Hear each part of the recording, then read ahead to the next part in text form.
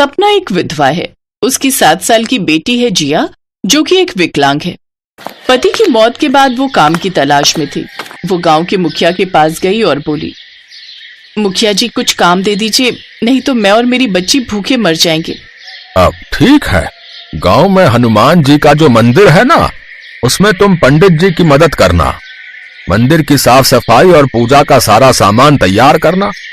उसके बदले में तुम्हें और तुम्हारी बेटी को 3 वक्त का खाना मिलेगा, साथ ही 1000 रुपए महीना। जी ठीक है। सपना अब रोज समय पर मंदिर पहुंचती और सारा काम करती।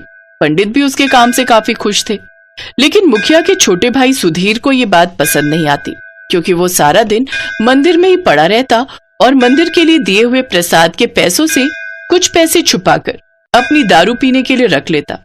लेकिन सपना के होने से उसे परेशानी होने लगती है। वो बेवजह सपना पर चिल्लाता रहता ताकि वो ये काम छोड़कर चली जाए। मूर्ख कहीं की, ये कोई वक्त है आने का? तेरे कारण पूजा और आरती में देर हो जाएगी। चल अब जल्दी सफाई कर। माफ कीजिएगा, बेटी को खाना खिलाने के चक्कर में देर हो गई। ऐसे ही दिन बीतते हैं। एक रोज मुखिया मंदिर में आता है और पंडित को कुछ पैसे देता है। अब इससे अच्छे फल खरीद कर लाइएगा, ठीक है? जी मुखिया जी। मुखिया वहां से चला जाता है। फिर सुधीर पंडित से वो पैसे ले लेता है और उसमें से आधे पैसे सपना को देते हुए कहता है, ए सपना, इधर आ, ये ले 500 रुपए और बाजार से प्रसाद के लिए फल ले आ। लेकिन मुखिया जी ने तो 1000 रुपए दिए थे। वो सब देखना तेरा काम नहीं है, समझी? चल अब जा। सपना बाजार से फल ले आती है। कुछ देर बाद वो सब हनुमान जी की आरती करते हैं। सपना अपनी मधुर आवाज में आरती गाती है। आरती की जय हनुमान लला की, आरती की जय हनुमान लला की। उसकी आवाज सुनकर हनुमान जी देवलोक में बैठे सम्मोहित हो जाते हैं। वाह, कितनी मधुर आवाज है इस बहन की। आरती होने के बाद, अरे ये क्या बात हुई मुखिया जी, प्रसाद खत्म हो गया? अरे वो तो आप इस सपना से पूछो, इसी को मैंने सारे पैसे दिए थे भाई साहब फल लाने के लिए। ये सुनकर तो मानो सपना के पैरों तले जमीन खिसक जाती है। आप झूठ क्यों बोल रहे हैं? मैं मुखिया का भाई हूँ, भला मैं क्यों झूठ बोलूंगा? ये औरत ही चोर है, इसी ने चोरी की है। सुधीर सपना को एक थप्पड़ मारता है। देवलोक में बैठे हनुमान ये सब देख गुस्से में आ जाते हैं और वो उसी पल धरती लोक पर आ जाते हैं और एक मनुष्य के रूप में आते हैं और मंदिर पहुंचते हैं। ये लीजिए फल। दरअसल इसने तो मुझे पूरे पैसे दिए थे, लेकिन मैंने ही लालच में आकर इसे कम फल दिए थे। लेकिन फिर मुझे एहसास हुआ कि मैंने भगवान के प्रसाद में हेरा फेरी की है, इसलिए मैं ये फल लेकर यहाँ आ गया। ये कहकर मनुष्य रूप में आए हनुमान वहां से चले गए। फिर सपना सबको वो फल प्रसाद के रूप में बांटती है। सपना भी घर आकर अपनी अपाहिज बेटी को वो फल खाने को देती है।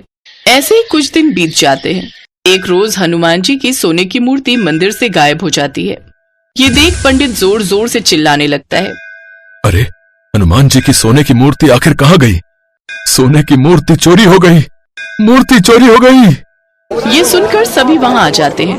तभी सुधीर भी वहां आ जाता है और झूठ कहता है, अरे सपना ने ही चोरी की है मूर्ति। कल रात को मैंने इसे मंदिर के पास मंडराते हुए देखा था। सुधीर पुलिस को बुला लेता है। पुलिस सपना को गिरफ्तार करने ही वाली होती है कि इतने में वहां हनुमान जी अपनी कुछ वानर सेना के साथ मनुष्य रूप में मंदिर पहुंचते हैं। अब ये चोरी इन्होंने नहीं बल्कि हमने की है, हमें गिरफ्तार कर लीजिए। हमने चोरी कर तो ली, लेकिन हमें हमारी गलती का एहसास हो गया है, इसलिए हम वापस आ गए। ये लो आपकी मूर्ति। पुलिस उन सबको अरेस्ट कर लेती है। उधर सुधीर अपने घर आता है, जहां सोने की मूर्ति देख बहुत खुश होता है। इतने में सपना भी उसका पीछा करते हुए वहां आ जाती है। मैं जानती थी ये तेरा ही काम होगा। इतना कहते ही सुधीर दरवाजा बंद कर देता है और सपना के साथ जोर जबरदस्ती करने लगता है। ये देख जेल में बैठे हनुमान को क्रोध आ जाता है और वो अपने असली रूप में आकर जेल की सलाखों को अपने दोनों हाथों से तोड़ देते हैं और अपने वानरों समेत सुधीर के घर पहुंच जाते हैं। ये दृश्य देख सभी पुलिस वाले भी हैरान रह जाते हैं और वो भी हाथ जोड़कर उनके पीछे चल देते हैं। वहां पहुंचकर सभी वानर सुधीर पर कूद पड़ते हैं और उसे नोचने लगते हैं। अपने सामने हनुमान को देख सुधीर उनसे माफी मांगता है। तू मनुष्य के नाम पर कलंक है। तेरे मन में लोभ और गंदी नियत भरी पड़ी है। तूने एक निर्दोष को परेशान किया है। तेरे पापों का घड़ा भर चुका है। मुझे माफ कर दीजिए प्रभु, मुझसे गलती हो गई। तभी वहां पुलिस वाले भी आ जाते हैं। इसे गिरफ्तार कर लीजिए इंस्पेक्टर साहब, यही असली गुनहगार है। पुलिस वाले हाथ जोड़कर उनके सामने खड़े हो जाते हैं और हनुमान जी की सोने की मूर्ति को सुधीर के घर से उठा लेते हैं। साथ ही पुलिस सुधीर को जेल में पकड़कर ले जाती है। उधर हनुमान जी सपना से कहते हैं, सपना, तुम्हारा मन बहुत साफ है। तुम्हारी सच्ची भक्ति से मैं बहुत खुश हूं। अब तुम्हारे सारे दुख दूर हो जाएंगे। अब तुम्हें कभी किसी चीज की कमी नहीं होगी। साथ ही तुम्हारी बेटी के सारे कष्ट भी दूर हो जाएंगे। आपके दर्शन पाकर मैं धन्य हो गई प्रभु, मैं धन्य हो गई। उसके बाद से सपना को कभी किसी चीज की कमी नहीं हुई। अब वो दोनों माँ बेटी खुशी खुशी एक साथ रहने लगती हैं। एक बार की बात है, भगवान राम और देवी सीता बैकुंठ धाम में अपने राजमहल में बैठे वार्तालाप कर रहे थे। हनुमान जी भी वहीं बैठे थे। वार्तालाप के बीच में माँ सीता भगवान राम से बोली, प्रभु, बहुत समय से धरती का चित्रण नहीं देखा। पृथ्वीवासी सब प्रकार से कुशल मंगल तो है ना? मैं सोच रही थी एक बार धरती का चित्रण मेरे समक्ष अंकित कर देते तो मैं धरती वासियों का हालचाल जान लेती। देवी सीता, आपको चिंतित होने की आवश्यकता नहीं है। मैं अभी आपको धरती का चित्र दिखाता हूँ। भगवान राम ने हवा में हाथ उठाया और धरती का चित्रण उनके समक्ष आ गया। धरती पर मनुष्य, जीव जंतु सब दिखाई देने लगे। उन्हीं के बीच हनुमान जी की नजर राम मंदिर में बैठे एक पंडित पर गई। राम सिया राम, सिया राम जय जय राम। राम सिया राम, सिया राम जय जय राम। हे प्रभु, हनुमान जयंती उत्सव आने वाला है। इस बार भक्तों का चढ़ावा आ जाए तो मुखिया जी मुझे अच्छे पैसे दे देंगे, वरना भक्तों का चढ़ावा कम आता है तो मुखिया जी भी पैसे देने में बहाना करते हैं।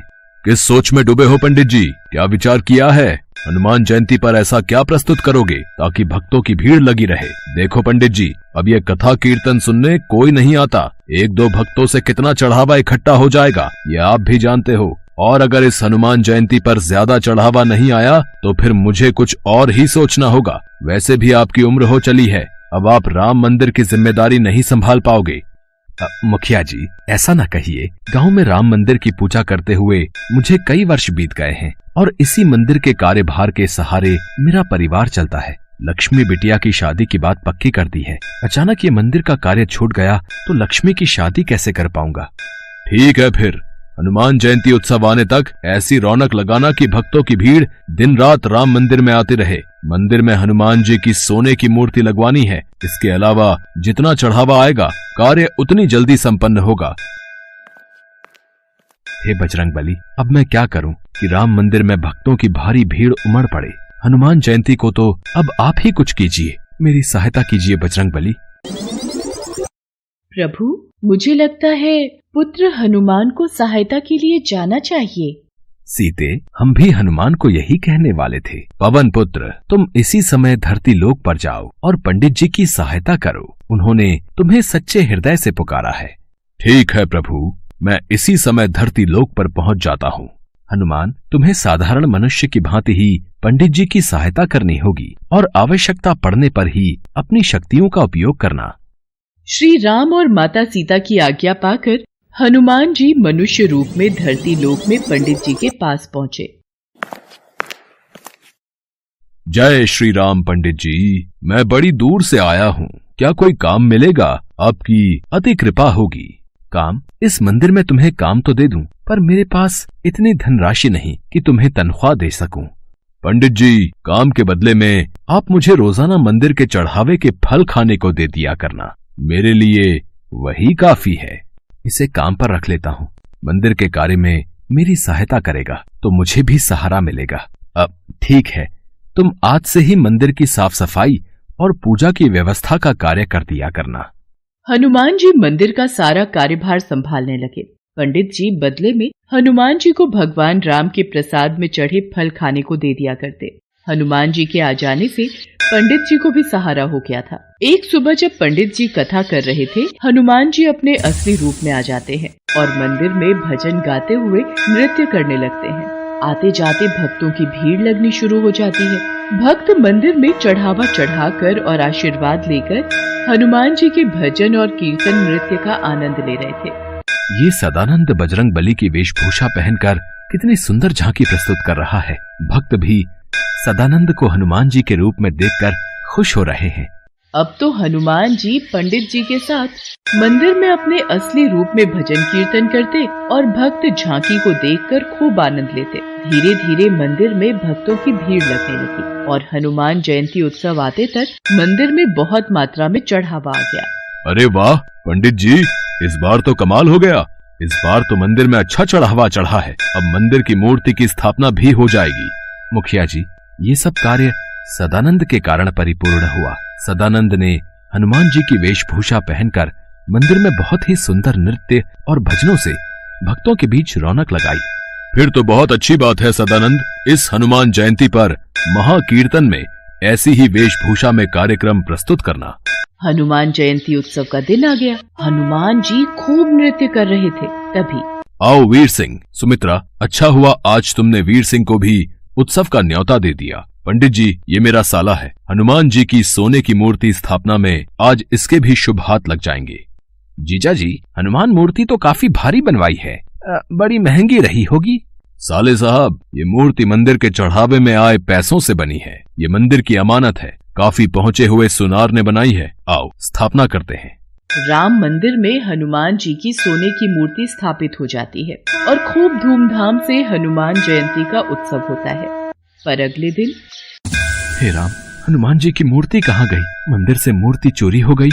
जीजा जी, हो ना हो, यह हनुमान जी की सोने की मूर्ति पंडित जी ने ही चुराई है और उनकी बेटी का ब्याह है और उन्हें पैसों की जरूरत है। तुम ठीक कह रहे हो वीर सिंह। पंडित जी को जब पुलिस पकड़ कर ले जाएगी तभी वो सच बोलेंगे। ऐसे उनके मुंह से सच नहीं निकलेगा। पुलिस को बुलाओ, पंडित को गिरफ्तार करेगी। इंस्पेक्टर साहब, असली चोर पंडित जी नहीं, मैंने ही मंदिर से मूर्ति चोरी की है। आप मुझे गिरफ्तार कीजिए, पंडित जी को नहीं। अरे सदानंद, तू ये क्या कह रहा है? तू ये सब क्यों कह रहा है? तू ये सब क्यों कर रहा है? इस चोर ने अपना गुनाह खुद ही कबूल कर लिया है। अरे गिरफ्तार कर लो इसे। इसे कड़ी से कड़ी सजा देना इंस्पेक्टर साहब। इसने चोरी की है, वो भी हनुमान की मूर्ति की।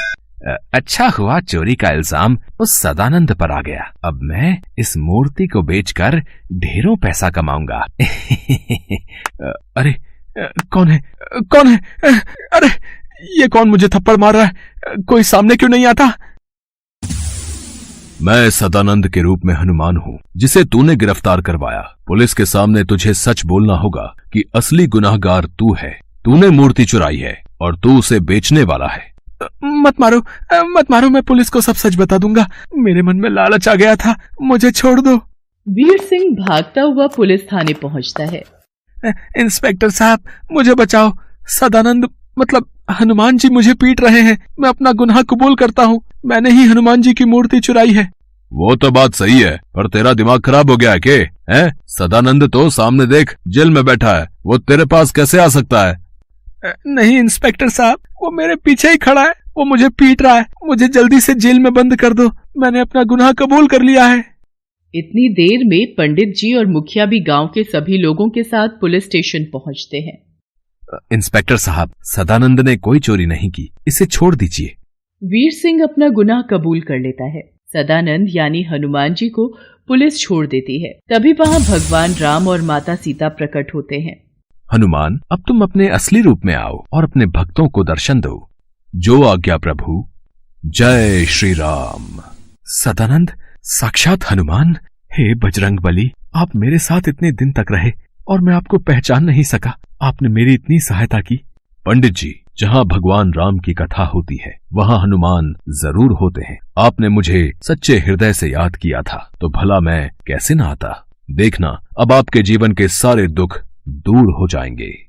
पंडित जी की आंखों में आंसू आ जाते हैं। पंडित जी और मुखिया जी समेत सभी गांव वाले हनुमान जी को सिर झुकाकर प्रणाम करते हैं। उस दिन के बाद मुखिया पंडित जी को कभी भी मंदिर से जाने के लिए नहीं कहता। हनुमान जी की कृपा से पंडित जी के जीवन में खुशियां आ जाती हैं और वो अपनी बेटी लक्ष्मी की शादी धूमधाम से कर देते हैं।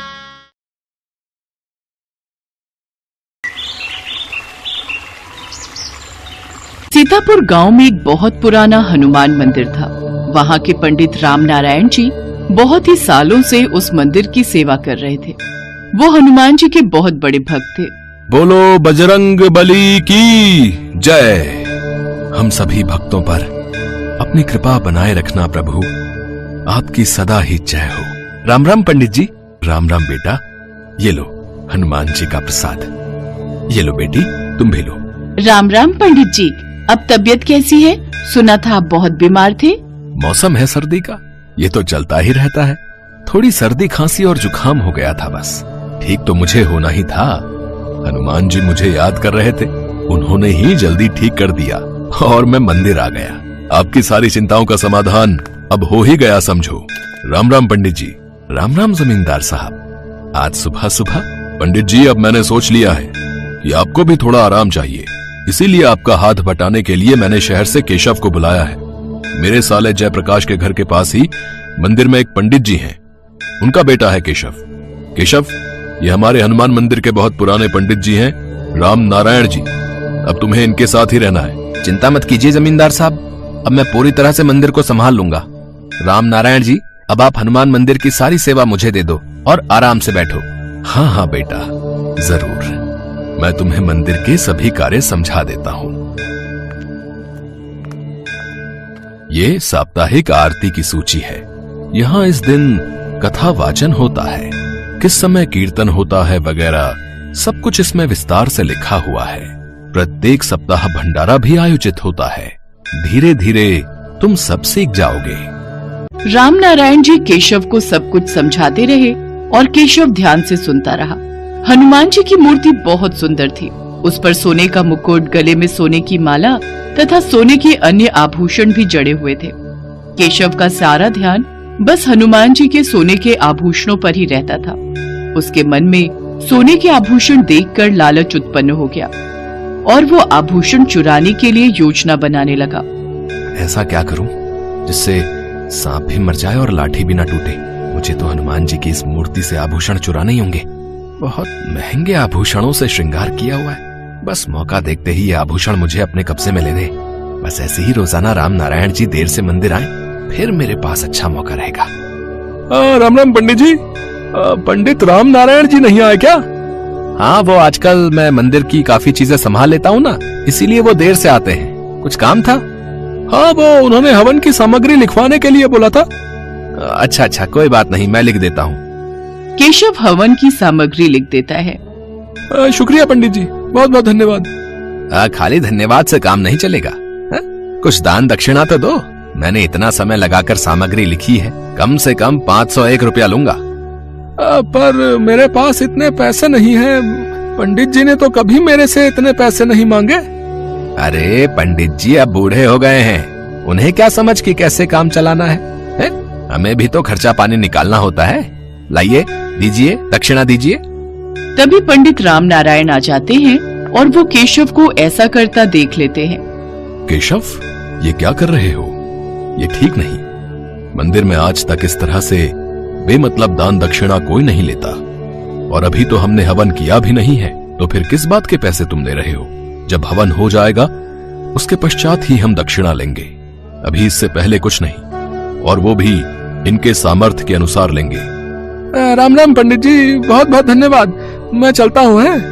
भक्त वहाँ से चला जाता है। केशव मन ही मन ईर्ष्या से भर जाता है और अब तो उसने ठान ही लिया था कि वो पंडित राम नारायण को रास्ते से हटा कर रहेगा। मुझे पंडित राम नारायण का कुछ करना ही होगा, वरना ये तो मुझे कुछ कमाने ही नहीं देगा। और फिर मुझे मंदिर के आभूषण चुराकर इनका पत्ता भी यहाँ से साफ करना है। मुझे ये काम जल्दी ही करना होगा। केशव हनुमान जी का मुकुट और बाकी के आभूषण चुराने के बारे में सोच चुका था। पंडित जी, आपकी तबीयत भी ठीक नहीं रहती। एक काम करता हूँ, शाम को मंदिर के द्वार ढकने की जिम्मेदारी मैं ले लेता हूँ।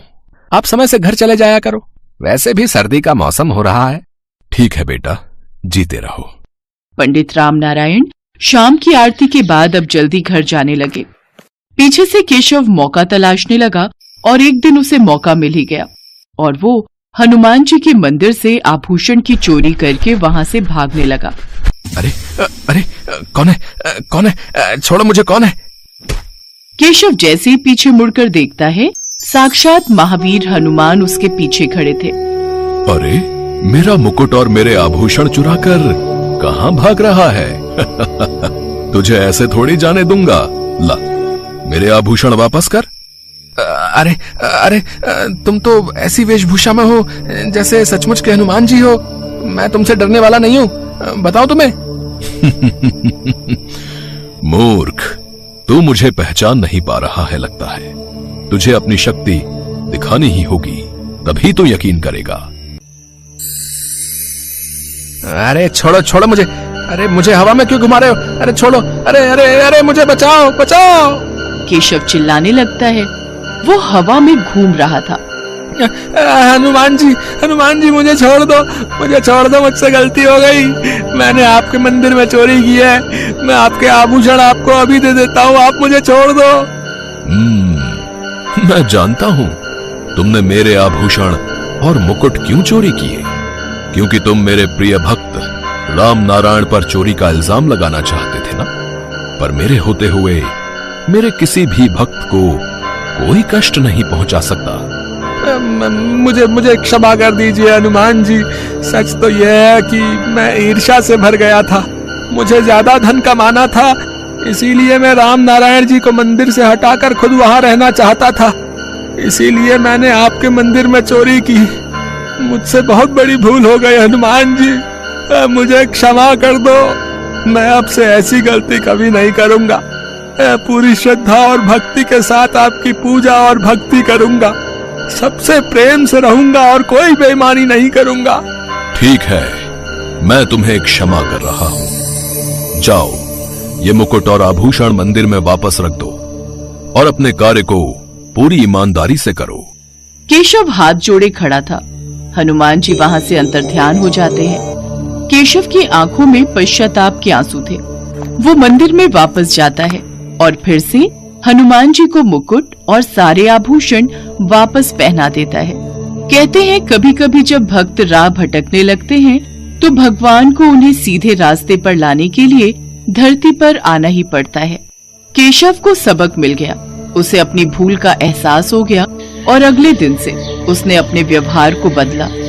वो भी पंडित राम नारायण की तरह मंदिर में पूरी श्रद्धा भावना से हनुमान जी की पूजा और भक्ति करने लगा।